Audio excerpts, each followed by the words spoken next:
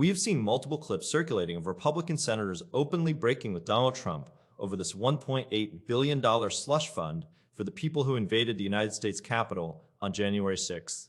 And now we are going to watch a full panel discussion where things get very heated very fast.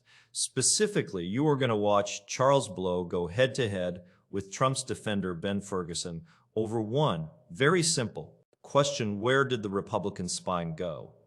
Because these are the same people who stood in front of cameras after January 6th and called it a dark day for America.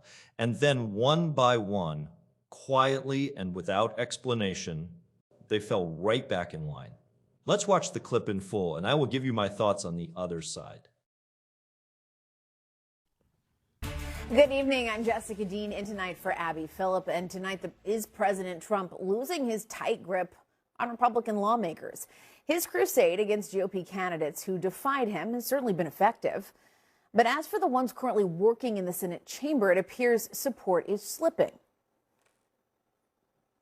There is some backlash among Senate Republicans to some of the other priorities, the ballroom and the anti-weaponization fund. You clearly still have a stronghold in the Republican Party. Your candidates did very well this week during the primaries. But are you losing control of the Senate, sir? Are you losing control of the Senate Republicans? I don't know. I really don't know. I can tell you, I only do what's right. Trump's agenda taking a big hit this week. Many Republican senators speaking out against funding for his billion-dollar ballroom. The Senate parliamentarian ultimately sinking that, and his $1.8 billion fund to compensate victims of alleged weaponized prosecution was so unpopular, it derailed Republicans' plans to pass a major immigration enforcement package. Acting Attorney General Todd Blanche was on the Hill today to defend that fund to lawmakers, but that didn't go over well. A source telling CNN hardly anyone defended the fund in that closed-door meeting, and Blanche faced stiff resistance. Senator Ron Johnson telling CNN's Manu Raju a colleague called the fund a, quote, galactic blunder. Johnson agreed with that assessment, and he wasn't the only one. Listen to this. I do not support the weaponization fund as it has been described. I just don't know how this puppy dog will work. I'm not sure where the money's coming from. I'm not sure who's going to decide. I don't know anything about anything. We need more information on it. I mean, we discussed it yesterday, but that's why it's coming back, is we need more information. These people don't deserve restitution. Many of them deserve to be in prison. But this is, this is just stupid on stilts. Do you think you have colleagues that share the same concerns that you're expressing? Yeah, they do, and they need to speak up. I mean, this is beyond the pale. This is not good for my colleagues. There's no one positive thing that could be spun out of this between now and November. This is bad policy, it's bad timing, and it's bad politics. We're joined now by tonight's guests at the table. Interesting, too, hearing from Senate Majority Leader John Thune, who drew the line from what's happening politically with President Trump going after some of these sitting senators and endorsing others in their primaries, somebody like Bill Cassidy, John Cornyn, and what we're seeing play out in the Senate. Ben, let's start with you. Do you think he's losing some of the very tight grip he's had for a very long time? I think he's lost people he didn't endorse, which is, welcome to politics. And I think he's trying to make sure he's got a better team moving into the next 2 years of his term. I think that's the reason why he decided to, for example, endorse Ken Paxton in Texas, where I'm from, and to say, look, guys that aren't really fighting hard right now, who are establishment, I'm not going to back you. Cassidy in Louisiana is the same example of that. He wants an upgrade there. And I think proof that he's making the right choice is the fact that these guys, as soon as they knew they were out, they're like, I don't like you. It's personal. And by golly, I'm giving you nothing until the day I leave here. It's spoiled milk. It is what it is, but they'll be gone in January. So I think the president's making the right decision. But until then, they still have power in the Senate. Yeah, I mean, they do. They have a lot of power. But I also think the president's playing the long game. He understands that he wasn't going to get as much of his agenda done if you have people behind the scenes that are fighting against you in your own party.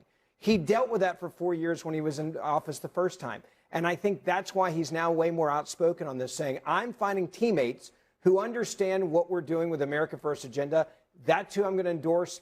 That, too, I'm going to fight for. And by the way, the Republican Party said yes to all of those candidates from the president this last week. They said, we trust you, we like your agenda, and we're going to send those people to Washington. And incumbents who had an insane amount of money come in. Cornyn's a great example of this. The amount of money they wasted in D.C. with the elites there to try to save him It's been a disaster. He won't be going back to Washington, D.C., and I think he even knows it. Look, it's a Shakespearean story, like from the famous line from Hamlet, he's being hoisted on his own petard. He was so eager to punish them for even the most minor deviations from loyalty to him that he has made them all angry. Yes, I agree. I would like for them not to just show courage and conviction when they're on their way out the door. I want them to show courage and conviction when they're in the room, when they're on their way into the door. But it seems like, spines are like flickering lights in the Republican. Spines are like flickering. That's not spines are like flickering lights in the Republican Party. Sometimes you see it, and just as soon as you see it, it goes away. I remember these same Republicans standing up after J6 and saying, "Oh, this is a horrible day. This is a horrible thing," and some of this blame lays at the feet of the president. And then for the next 4 years, they call amnesia, right? Because they don't believe. There's no conviction. The spine melted, and everybody fell in line. Dude, that would be you guys saying Joe Biden was a good candidate. If you want to talk about falling in line, no spine. You guys told us that Joe Biden was like sane and mentally competent when he clearly wasn't, and lied to the American people and then covered up the incompetence. So don't lecture me about moral clarity here from a party. Melting was where the American public. Joe Biden was a disaster, and you guys covered it up and looked in the cameras. All of the Democrats said he runs laps around me. He's on his A game. He's so good at this. And then you want to sit here and say that, man, I wish these Republicans would send us Trump. I don't know what all this is about. Come on. So I'm going to, all that screaming, I'm just going to talk to you and say this. The spines disappeared. Of Democrats. The spines disappeared, and he doesn't want to acknowledge that. You guys say Joe Biden is sane. Cowards. They are cowards. Even the people who speak up for him are cowards because they don't even have the conviction. Actually, I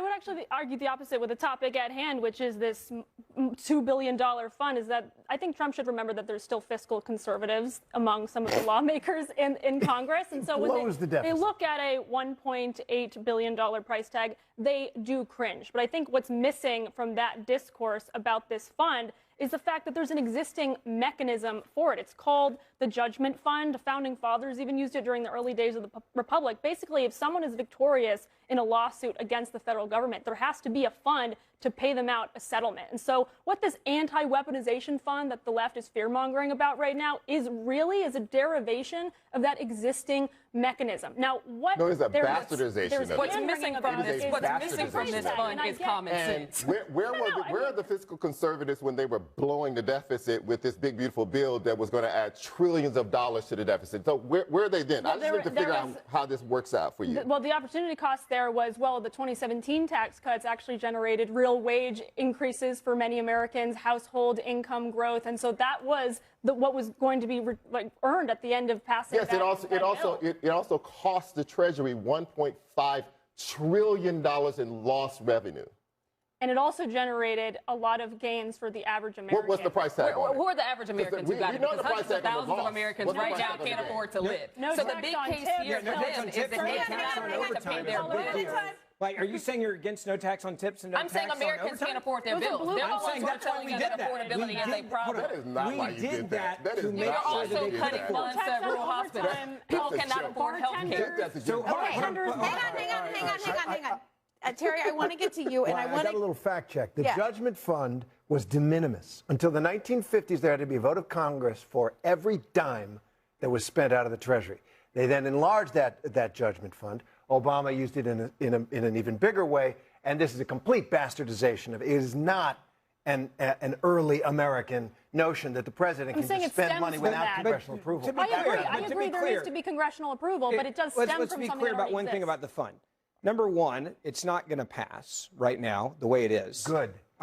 There's a lot of Senate Republicans, some that I've talked to, that have said it is going to be changed if it's going to happen. Yeah. That's the reason why it didn't happen over the weekend. So I do think this is part of how the sausage is made. Let's also be clear. If you are violent you don't get money from this. If you're that's not- and you don't know the that Trump yet. administration Also- doesn't, and the Trump family doesn't get anything from this. They Yes, get, wait, they hang get on, no I gotta payout. fact check They that. get no payout. Hang on, That's not Ben, I true. gotta fact check That's that not because we true. don't know yet. No, the DOJ put out a list and they said that Yeah, they no, don't the get, they Trump will not get a family reward doesn't from get this, and they anything. cannot make claims to it. No, not the Trump family part. I'm talking about if you were violent against police, what we have right now is that Todd Blanche told Paula Reed last night it's going to go to this committee and that they're going to pick, the president is going to pick, and Congress will have approval of 1 of 5, and the president can fire any of them at any time. And those are the people who will decide. Blanche was But talking to no members one of has- Congress today and Well, has but made if it very it's- clear and to if- them, if you are someone who is convicted and you are violent, Well, okay, if you're violent. Do you remember before the election when they said that the pardons would not go to violent people as well?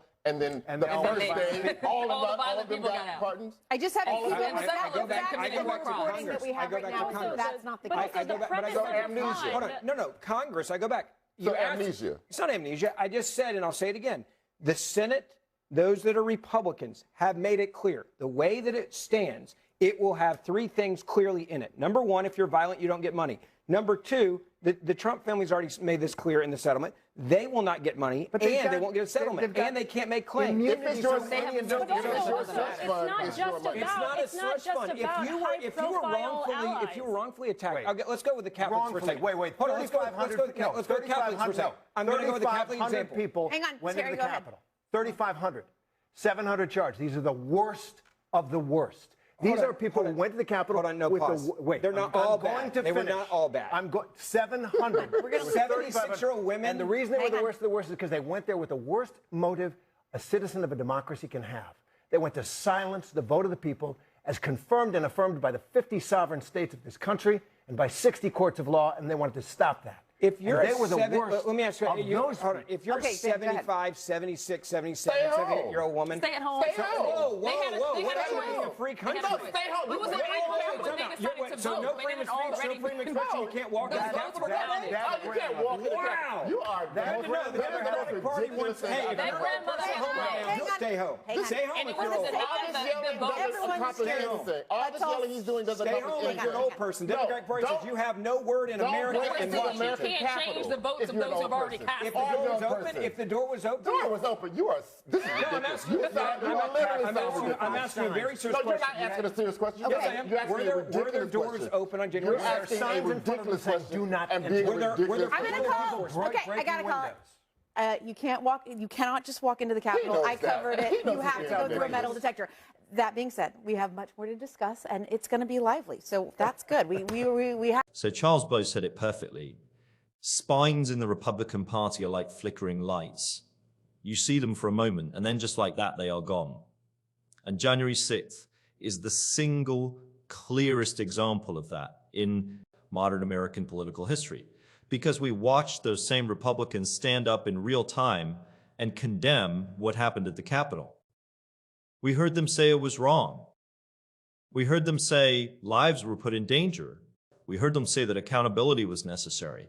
And then Donald Trump's base made it clear that they did not care. And just like that, every single one of those spines melted and they fell right back into line. Not because they changed their minds, not because new information came out, but because they were afraid. And that fear is exactly what Ben Ferguson was defending on that panel.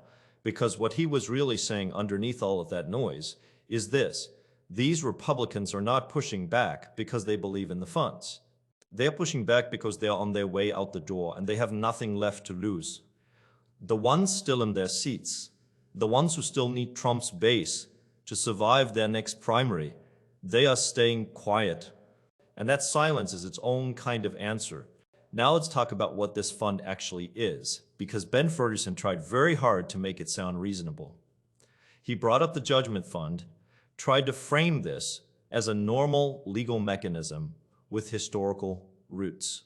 But here is what he left out. This is a fund where the president personally selects the oversight panel.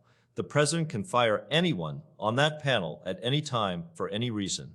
There is no independent review. There is no congressional approval in its current form. That is not a justice fund. That is a personal piggy bank with a Department of Justice logo stamped on the front of it. And Donald Trump holds the key. And let's be honest about something else.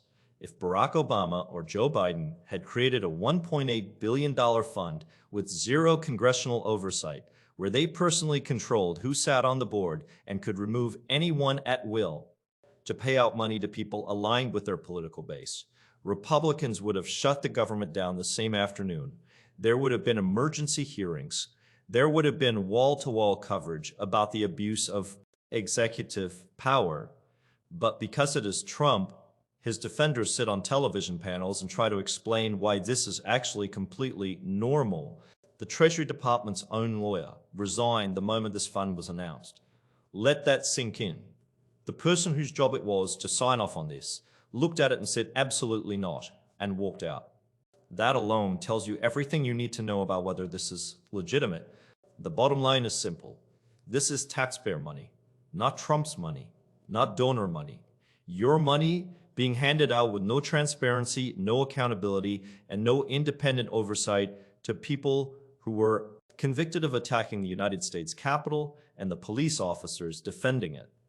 And the Republicans who know it is wrong are either on their way out the door or too scared to say it out loud. That is not a political party with a spine. That is a political party with a survival instinct and nothing else. Drop your thoughts in the comments below, hit the thumbs up, subscribe, and turn on the bell notification. I will see you in the next one.